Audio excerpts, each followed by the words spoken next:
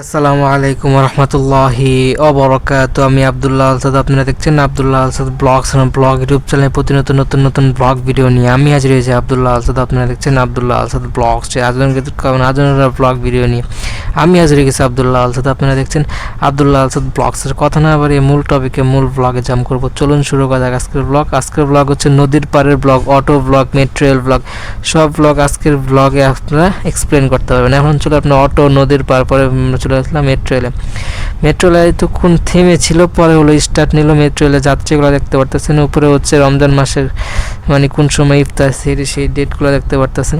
পরে ডিসপ্লে দেওয়া আছে, ডিসপ্লেতে যে কোনো সময় যে কোনো কিছু তারা প্লে করে দেয়, যেমন কোন জায়গায় নামবেন, গন্তব্য কই, কত দূর আছেন। পরে আমরা মেট্রো রেল থেকে নাইমা নিচে চলে আসলাম একদম লোকাল এক্সপিরিয়েন্স আপনাদেরকে দেওয়ার জন্য। আমরা অটো খোঁজার জন্য অটো খুঁজতেছি, যা অনেকটা হচ্ছে তারা নিজেদের মধ্যে ডিসিশন নিয়ে তারপর হচ্ছে অটো আমরা খোঁজা লাগে, কারণ ভাড়া প্রচুর চায় মেট্রো রেলের নিচ থেকে। তো আমাদের আরও দূর হাইটে তারপর হচ্ছে অটো খুঁজতে লাগতেছে। আর আশেপাশে দোকানপাট, মেট্রো রেলের 2-3 তলা উপর থেকে মেট্রো রেল যায়, সেই ফিল নিতে পারতেছেন। পিলারগুলো অনেক মজবুত। আর এদিক সিঁড়ি দিয়ে উঠে আমরা ওই সিঁড়ি দিয়ে নামতেছি।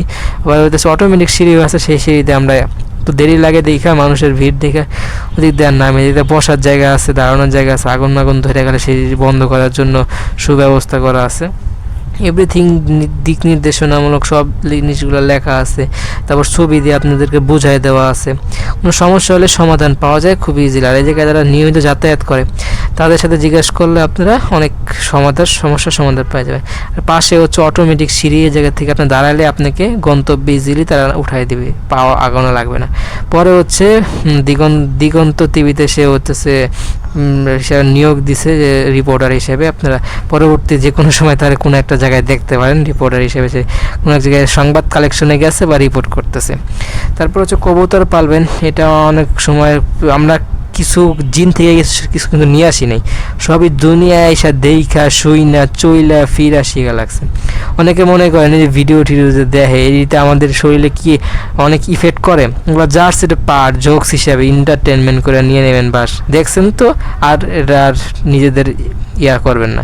এটা কিন্তু হয় না, এগুলা জিনে আমরা কিছুই নিয়ে আসি নাই, যা দেখি তাই আমরা নিজেদের অনুপ্রাণিত করি। এগুলো এই গ্রামগঞ্জে বেশি ছিলাম দেখে মনে হইতেছে কবুতর পালাটা ভালো লাভজনক সহজ হয়। একটা জিনিস দেন, একটা জিনিস দুজন একসাথে আছে, তাও ডিম পারতেছে, বাচ্চা দিতেছে, এগুলো দেখে নিজেদের একটা আলাদা একটা ফিল হয় না। ঠিক সেরকম একসময় বন্ধু ছিল, পরে এটার নিজেদের একটা স্বাদ চেঞ্জ হয় না, সেরকমই চেঞ্জ হইতে হইতে অন্য ধরনের স্বাদে আমরা হইতেছে। স্বাদের তো শেষ নেই, যেমন গরুর মাংস এক স্বাদ, মুরগির মাংস এক স্বাদ, মাছে এক স্বাদ, শাকে এক স্বাদ, এরকমই স্বাদের কি শেষ আছে। এটা লাভবান, অনেক বড় লাভবান হওয়া যায়। কারণ দেখেন এটার ঘর, শরীর একটা ঘর, হালকা পাতলা খাবার দিলে এটা বংশ বিস্তার করে বিশাল একটা রাজ্য তৈরি করে নেয়। এটা খুব ইজিলি খাবারের জন্য অনেক সুস্বাদু, অনেক পুষ্টিকর। অনেকদেরকে ডাক্তাররাও সাজেস্ট করে যেটা খাবেন। ডাক্তাররা সাজেস্ট করলে সেটা রোগীরা অনেক না হইলেও জোর করে খায়, কারণ নিজের শরীরকে বোঝানোর জন্য যে একটা সহজ, এটা দরকারি জিনিস তো করাই লাগে। খুঁজলি ভিজা বিক্রি করা যায়। আর হচ্ছে এটা রেস করানো যায়। মনে করলেন আপনি এই জায়গার থেকে এক জায়গায় যায় ছেড়া দিয়ে আসলেন, সে বাসার চিহ্ন আমার এদিকে আসাটা আসলে একটা মুশকিল, কিন্তু সে যদি পারা যায় তাহলে আপনি বাজে জিতে গেলেন। বাচ্চা বিক্রি করা যায়। তো যদি আপনি যদি আবার কোয়ালিটি ফুল যদি কবুতর পালেন, তো সেই জায়গা থেকে কিন্তু ভালো কিন্তু রেসপন্স পাবেন। সেটা বিক্রি করে কিন্তু হামরে অনেক টাকা মালিক হওয়া যায়। আগে শুনছেন, কারণ হচ্ছে আগে এই টপিক নিয়ে আলোচনা হয়েছে, আপনার ভালো লাগতো সেজন্য শুনতেন দেখতেন। এখন শুনে না দেখে মনে করতেছেন এই জিনিসে ক্রেজ নাই। আসলে আপনি যেটা যে সময় করেন সেই জিনিসটাই যে তখন অ্যাভেলেবেল আছে না, সবসময় অ্যাভেলেবেলই থাকে। আপনি করছেন, আপনার ভালো লাগছেন, ভালো লাগে না, অন্য মানুষের ভালো লাগে না হয়ে গেছে তা না।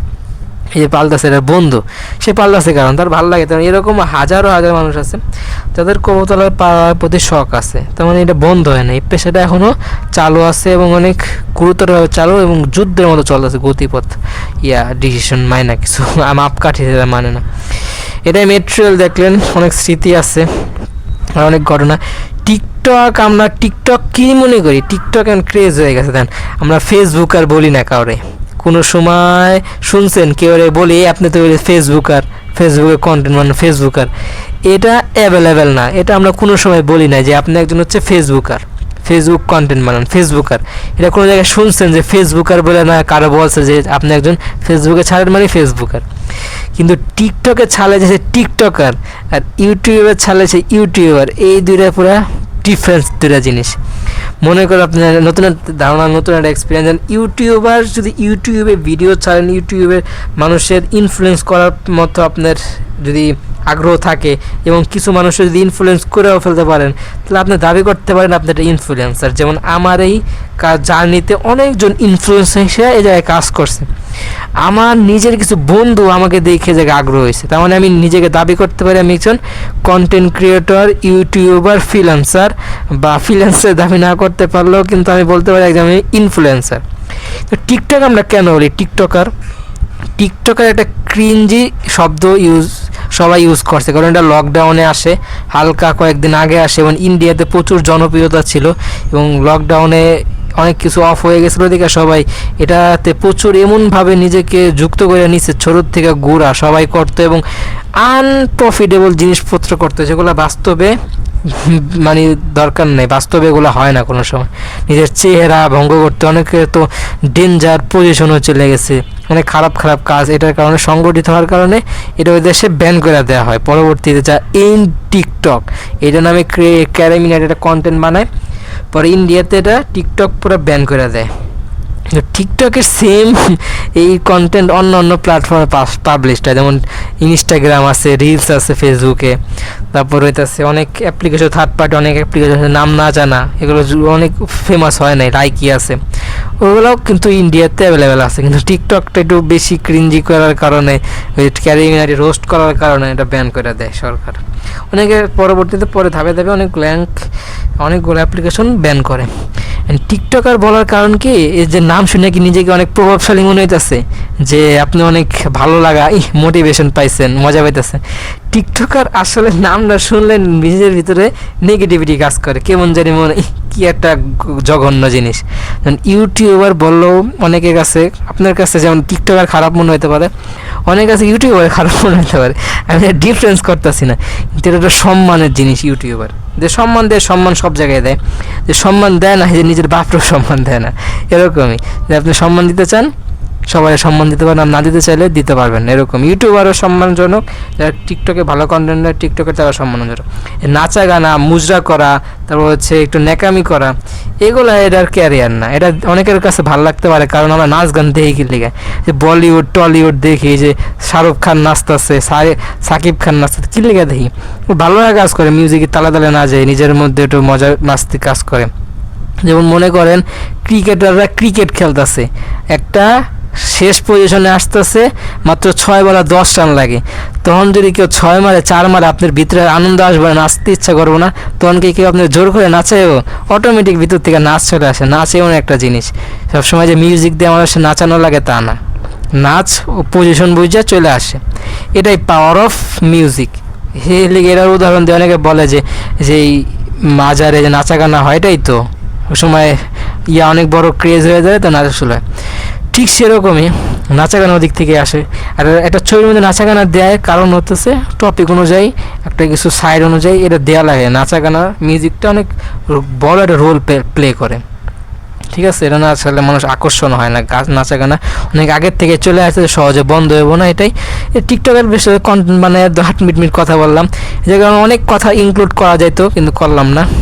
আর আমার মেট্রো রেলের ব্লগটাই মেন, দেখলেন নদীর পাড়ে দেখলাম, ওই যাচ্ছে অটোটা নামাই দিয়েছে, কারণ হচ্ছে অটোটা ক্লিন করবো, মানে ধুইবো, অটোটায় ময়লা তো, যাত্রী ওইটা ময়লা করে ফেলছে, সেটা একটু ক্লিন করবো, এটাই হচ্ছে অটোর কাহিনী। পরে মেট্রো রেলের কাহিনী তো আগেও প্লে করলাম, টিকটকের আপনাদেরকে ধারণা দিলাম। আপাতত হইতেছে কিছুটা পরিচ্ছন্ন হইতেছে টিকটক, সামনে হইতেছে মনিটাইজেশন অন করে দিতে পারে, এটা ঠিক হয়ে ট্রাই করতে। সবাই যে খারাপ সময় থাকে পরে ভালো আর ট্রাই করে শিখতে, এরকমই মিস্টার বিস্ট টিকটক নেওয়ার জন্য অনেকটা আগ্রহ দেখাইছিল, কী নিছে না নিছে পরবর্তী আমরা আপডেট জানি না, যাই হোক নিয়েও নিতে পারে। যাই হোক এটাই টিকটকের নাচা গানা মুজরা, এটা ভবিষ্যৎ লং টার্ম করতে পারবেন না, এটা কিছু সময়ের জন্য আপনাকে মানুষ সুনাম করবো, তারপর যখন মানুষ একটু বিবেকবান হইব, বুঝতে পারবো, তারপর আপনারা হেট করা শুরু করবো। একটু একটু করে আগান, নাচা গানাও যে প্রফেশন হয় তাও হয়। এটা আপনি নেগেটিভিটি কথা বলতেছি না, অনেকে তো ইচ্ছে খারাপ কাজও করতেছে। তার মানে নাচা গানার প্রয়োজন আছে, নাচা গাজা করতে পারেন, কিন্তু এটা দীর্ঘস্থায়ী না। আপনার কতক্ষণ নাচতে পারবেন? একটা মানুষ যারা শুটিং করে, একটা নাচের শুটিং 7 দিন লাগায় করে, তাহলে হিসাবে একটা বলা যায় যে এটা অনেক মানে কনফ্লিক্ট জিনিস, সেটা নিয়মিত করা যায় না, শরীরের একটা লিমিটেশন আছে। যাই হোক, ব্লগের শেষ পর্যন্ত চলে আসছি। ব্লগটা ভালো লাগে লাইক করবেন, কমেন্ট করে আপনার মূল্যবান মতামত দেবেন, শেয়ার করে আপনাদের বন্ধুদের মধ্যে ব্লগটা ছড়াই দেবেন। সাবস্ক্রাইব করেন নাই, সাবস্ক্রাইব আইকনে প্রেস করে সাবস্ক্রাইব করেন, পাশে আসা বেল আইকন প্রেস করে অল কমেন্ট করেন, মূল্যবান মতামত দিয়ে দেবেন, সাপোর্ট করবেন। তো আমার ভুল হয়ে থাকে সবাই ক্ষমাসুন্দর দৃষ্টি দেখবেন। আর যারা টিকটক করেন তাদেরকে বলবো ভালো কন্টেন্ট দেন, তারা আপনাকে মানুষ গ্রহণ করবো, নাহলে এক সময় পর্যন্ত আপনার বাহাবা অনেক দেখবেন, কিন্তু আপনি যখন ডাউনফল আসবো তখন কেউ আপনাকে উপরে উঠানোর জন্য ট্রাই করবো না। যাই হোক, লাইক শেয়ার সাবস্ক্রাইব, অনেক দিন স্থায়িত্ব থাকার জন্য ইউটিউব ইজ দ্য বেস্ট। কাজ করতেছি, সফল হইতে না পাই না পাই, নিজের এই ভিডিওগুলো 10 বছর পর আমি নিজে দেখুন, তাহলে হতে হয়। দেখ, সে জয়েন করছে, thank you so much. Blog দেখছেন, ধন্যবাদ। মাস্ট সবাই ফোনটা যেন আল্লাহ পাক হায়াত বাড়ায় দেয়, সেজন্য দোয়া করবেন। আসসালামু আলাইকুম ওয়া রাহমাতুল্লাহি ওয়া বারাকাতুহু।